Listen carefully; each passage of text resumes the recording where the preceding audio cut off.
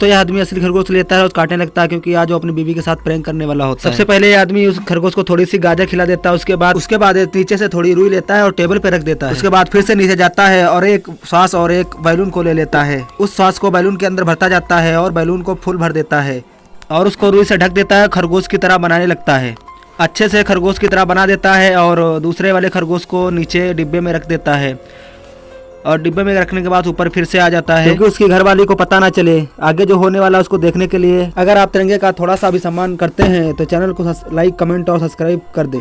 अगर चैनल को सब्सक्राइब नहीं करते हो तो तुम्हारा मोबाइल कोई रात को लेकर भाग भी सकता है, बाद में मेरे को मत कहना। तो यह आदमी अपनी बीवी को पास बुलाता है और एकदम से नकली वाली खरगोश पे कुल्हाड़ी मार देता है और यह देख के उसकी बीवी रोने लगती है और आदमी हंसने लगता है।